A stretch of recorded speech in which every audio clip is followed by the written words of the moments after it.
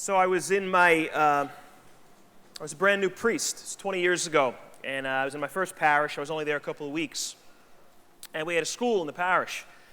And none of these kids knew who I was, and I didn't know them. I didn't know their names. So I figured, what's a quick way to kind of get to know them?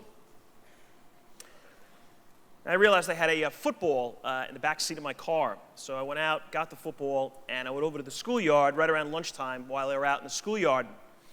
And I kind of looked around, and what I thought were the 8th graders, they looked like the biggest kids in the school. I went over to them and said hello, introduced myself. And I said, "You guys want to play football?" And they kind of, they were like, "Okay." And I just said, "All right, you guys divide up teams. You split them up, and I'll be automatic quarterback." So it was just I figured, hey, it's kind of a quick way to get to know these kids. It was fun. They were only in 8th grade. I was an adult. I was looking really good playing. It was just kind of lame, but it was kind of fun. We're playing a while, and I can see there's this group of kids that are sitting on this curb, not too far away, and they're absolutely watching us. And just by looking at them, they looked like they were probably 8th graders. They looked like they were about the same age as these guys I was playing with. So I said to them, "Are they in your grade?" And they said, "Yeah." I said, "Do they want to play?" And these guys were like, they started laughing when I asked that question. Like, "Oh no, like there's no way you want them to play." So I was like, "Why? What's the big deal?" They're like, "Oh, they're terrible. They're just sort of, there's no way they're not athletes. They're not going to play." Kind of like the geeks of the grade. So I said, "Hang on a second." I walk over to these about 6 or 7 guys, and they're sitting on this curb looking up at me. And I said, "You guys want to play?" And they said no. Like their words said no, but completely their eyes were like, yes, like we really want to play, but they were like, no. So I said, "Let's go. Come on, you're playing." And they will hesitate. I said, "Come on, get up. Let's go. We're going to play." So they walk over with me, and I put 4 guys here and 3 guys here, and we start playing. The other guys, the cool guys, the original guys I was playing with, were looking at me like, "Father, you don't understand. They don't know what they're doing. You're making a mistake." I was like, "Quiet. We're playing. Let's go." Well, these guys, the cool guys, were kind of right.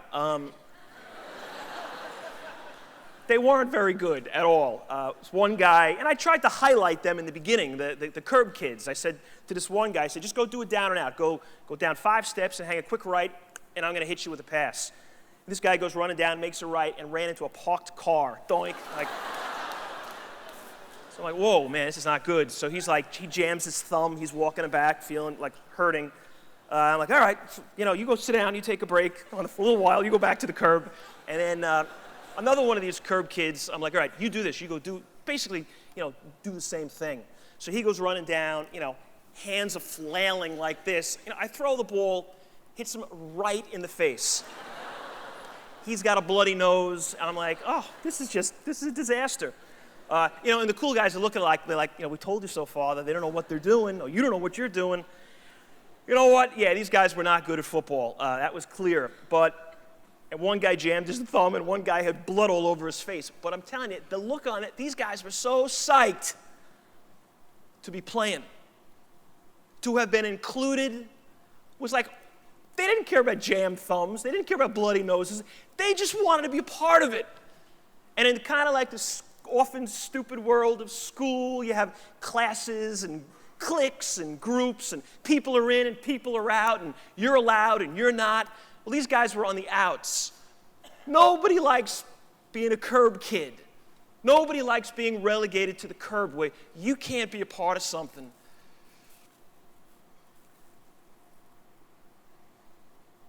One of the things I love so much about being a priest is you get to walk over to curb kids and say, "You're playing.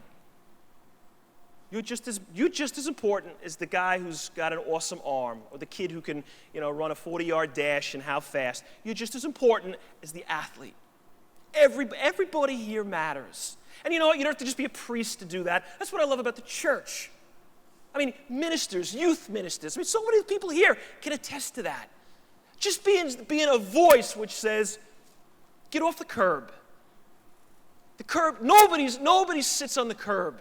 Everybody plays. And you know what? Hey, the reality is some people are better at football than others. We're not all the same.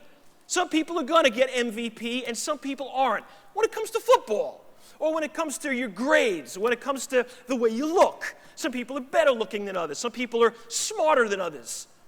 God gives us all stuff. Some people get a little bit more of this and some people get a little bit less of that. But you know what we all get equal amounts of? His love, value. We matter to him so much. He doesn't care about GPAs or how well you can catch a football or not.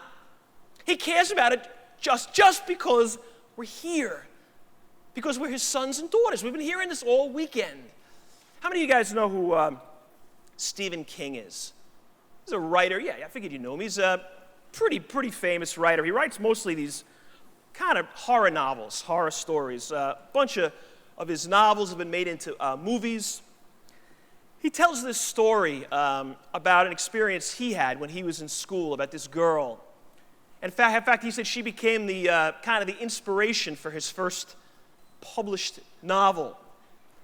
The novel was Carrie. It was kind of a creepy, yeah. Anyway, he based the character on this girl he went to school with. Listen to what he says here. This girl's name was Dodie Franklin. Dodie was one of the loneliest, most reviled girls in the class. She was painfully shy. Her parents seemed to have no time or interest in her or her brother. Every day she wore the same outfit to school, a long black skirt, gray knee socks, and a white blouse. The other girls made fun of her, at first behind her back and then to her face. Teasing became taunting. They didn't just laugh at Dodie, they hated her. Dodie was everything they were afraid of. Anyway, Stephen King says during his sophomore year, during their Christmas break, everybody's home, and then everybody comes back after the break. And he said Dodie looked totally different. People couldn't believe it. She looked amazing. Got completely new clothes, got her hair done, looking good. But he says nothing changed. Actually, things got worse. Listen to what he says here. The teasing that day was worse than ever. Her peers had no intention of letting her out of the box they had put her in. She was punished for even trying to break free. I had several classes with her and was able to observe her ruination at first hand. I saw her smile fade. I saw the light in her eyes first dim and then completely go out. By the end of the day, she was the girl she'd been before Christmas break. Dodie had made a break for the fence and had to be knocked down, that was all. Once the escape was foiled and the entire company of prisoners was once more accounted for, life would just go back to normal. I hate those stories. And maybe you say, well, maybe he's a writer. Maybe he was exaggerating. Maybe he was making it up. He's a fiction writer. Well, I'm not a writer. Let me tell you about Dodie that I went to school with. It wasn't a girl, it was a guy. This guy's name was Rob. I went to a Catholic all-boys high school in New York City, in Queens. And when you were a freshman, taking the bus was pretty scary. Freshmen were abused by the older guys, mostly sophomores and juniors. Most of the seniors had, they were driving, they had cars, whatever. You were a freshman, you got on the bus, and you sat in the front of the bus. First 3 seats on the left or the right. There's no way you went to the back of the bus. That was the juniors, sophomores, juniors. You'd get on the bus, you'd sit down, and hope you were not called to the back of the bus. Didn't happen every day, but every day some freshmen got called to the back. You'd get up, you'd go to the back, and they just humiliated you. They just make you do ridiculous, stupid, embarrassing things. Everybody'd laugh at you. If they weren't creative some days, they just take out their textbooks and wail on your head, kind of just beat you up. 5 minutes, and then you go back to the front of the bus. It was brutal. Crazy thing was, it happened to everybody. You could be this big, a huge monster freshman. You sat in the front, and you got called to the back. Once you were a sophomore, you could be this tall. You were now in the back, and no more of that stuff. So in a completely twisted, weird way, it was kind of just, but it was messed up. It was crazy. Just that it happened to all freshmen. I had this kid on my bus. He was on the bus stop right after me, this guy Rob. And this guy Rob was a sophomore. And kind of weird.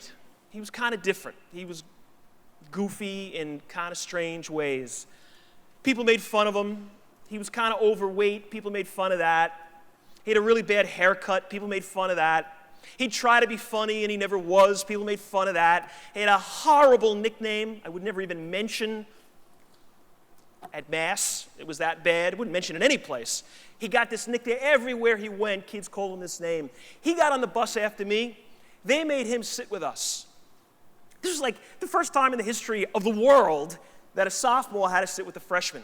He'd sit down and have to sit with one of us. The bus would take off, go about maybe a mile, and one of these creeps in the back of the bus would stand up, take out his school bag, the tuna fish sandwich that the kid's mother made for him, turn it into like a baseball, stand in the back of the bus, and then whip this thing down the aisle, clock this kid Rob in the back of the head.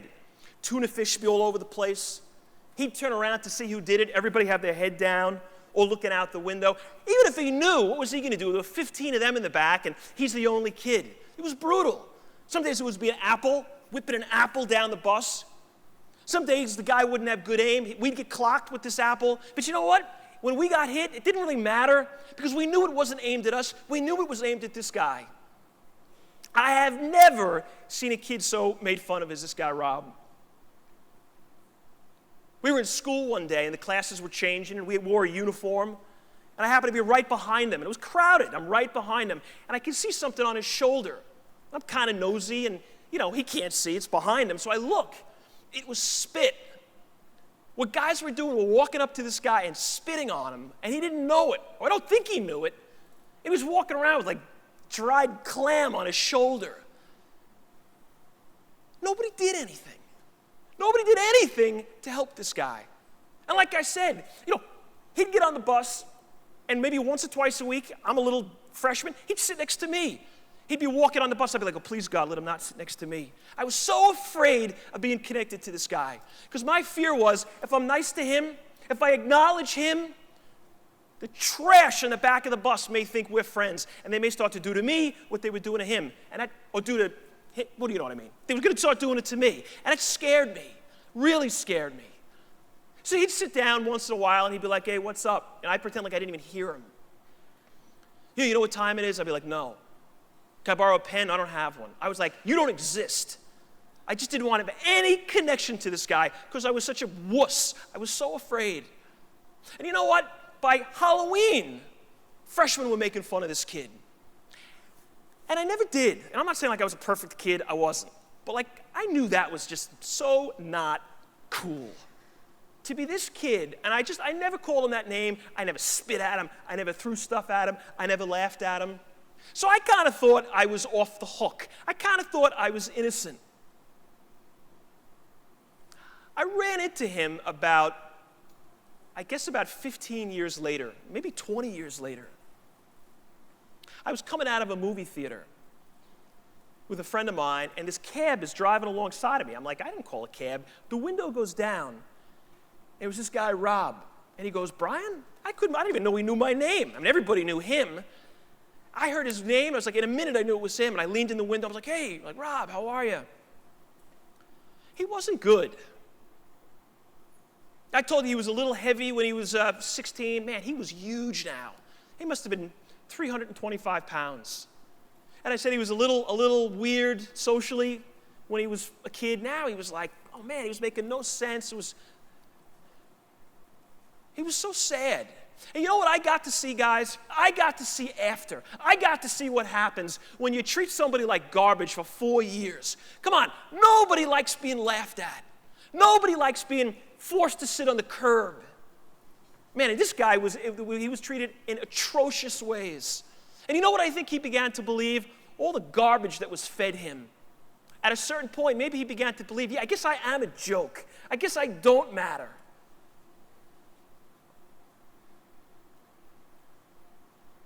Yeah, and was I as bad as the guys in the back of the bus? No. Was I as guilty as them? No, I don't think I was. But I wasn't innocent. Hey, you know what our faith tells us? Hey, all you guys up there in the bleachers, hey, it's okay that you're in the bleachers now because we got no other seats down on the floor, but you know what? You can't hang out in the bleachers if you're a Catholic. when stuff is going on in life that's not right? Why do you think we talk about unborn babies as much as we do? Why does everybody always talk about, oh, these Catholics and unborn and abortion? Because, hey, they're the weakest. They are the ones with the least voice. They can't defend themselves. And you can't hang out in the bleachers and be like, yeah, well, abortion isn't right, and I'd never have one, but I can't do anything about it. No, we got to get off our butts, get out of the bleachers, and step into the world. You know why?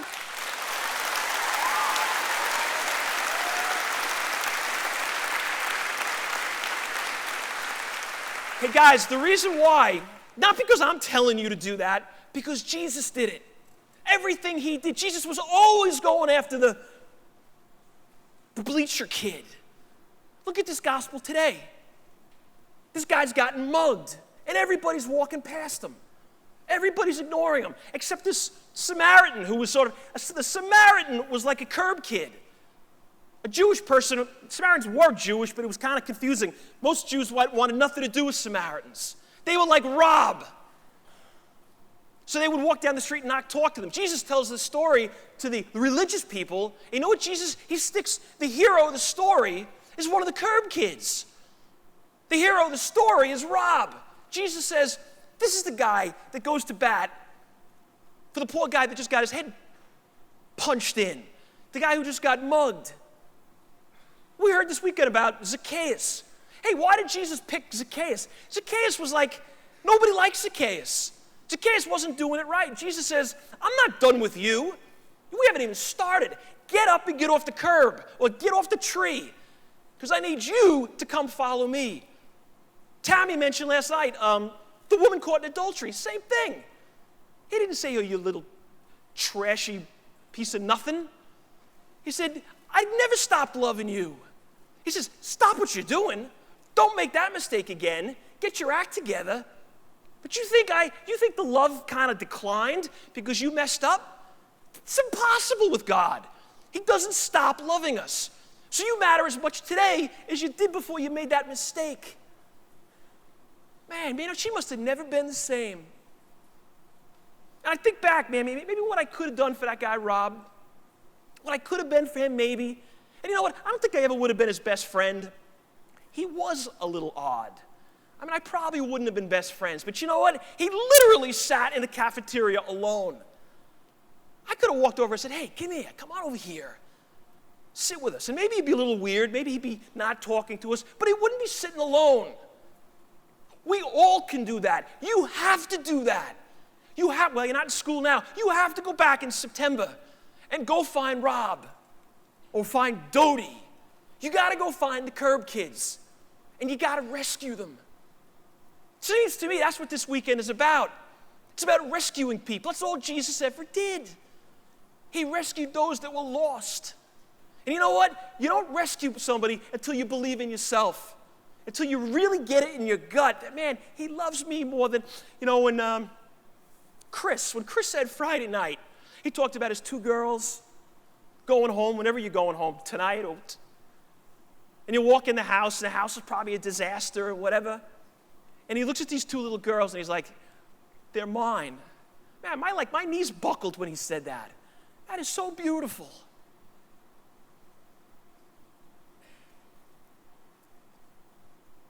Well, you know what he was saying?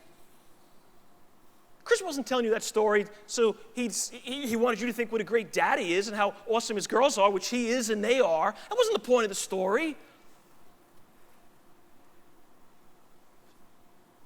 We're his. Chris gets to look at his girls and say, they're mine. You know what Jesus looks at when he sees us? You know what he says? They're mine. They're mine. And man, guys, when we believe that, then we go on rescue missions. Then we make a difference. Then it doesn't just stop here. Like Brian was saying before, this just can't be a great weekend, a great memory that ends here. If it's only that, man, you guys, I should have gone to the beach this weekend. You should have gone wherever. We shouldn't have come if it just stays here. That story Stephen King told, a great line where, look at what he says. He talks about this girl, Dodie. He says, she made a break for the fence. And all they did was knock her down before she got to the fence. Now, here's the deal. You know what the fence is? This is the fence. That's the fence. What's going on up here is the fence. And you know what? Dodie and Rob and those curb kids, they're at the door. And you know where we all are? We're over there. And there's a bunch of other people over there. The guys in the back of the bus, those kids that Stephen King went to school with, they're over there. And Dodie's making a run for the fence. And you know what's going to happen? People are going to tackle her. They're gunning for her. They're going to stop her. They're going to try to stop her before they get to Jesus, before she gets to him, before she finds the freedom that she has a right to know and experience. And you know what our job is? They're coming after her this way. We're here. We got to get them. We got to get them before they get her. We take them out. She gets to the fence.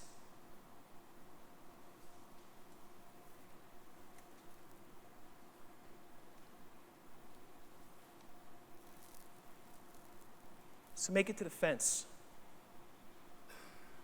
Don't take your eyes off the fence. And point people you know to the fence. Tell them where it is. And then look at them and tell them to go for it.